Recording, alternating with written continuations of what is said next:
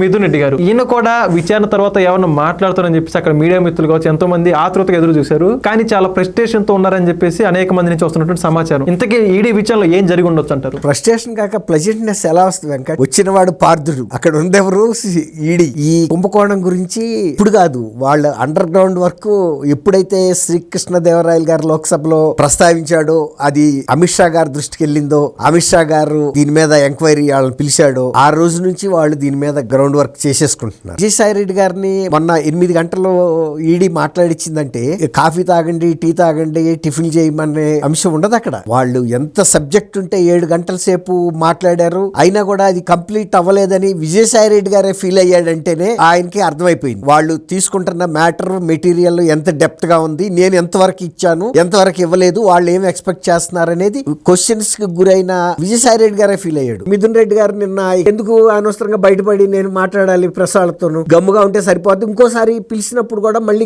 ఈ ప్రెస్ గనక మాట్లాడితే రేపు ఈడీ వాళ్ళు అడుగుతారు, ఏం మొన్న అవాకులు చవాకులు పేలేవు, నువ్వు మేము అడిగింది ఏంటి, నువ్వు చెప్పింది ఏంటి అని అడుగుతారు కదా. ఇప్పుడు ఈయనకి ఆ బాధ లేదు కాబట్టి ఈయన నిన్న మిథున్ రెడ్డి గారికి జరిగిన గ్రిల్లింగ్ స్ట్రాంగ్ గానే ఉంటది. రెండోసారి ఇద్దరిని గనక పిలిచినప్పుడు ఈసారి అరెస్టులు కూడా ఉంటాయి. ఫస్ట్ టైం అరెస్టులు ఉండదనే అందరూ ఆశించారు, అట్లాగే జరిగింది.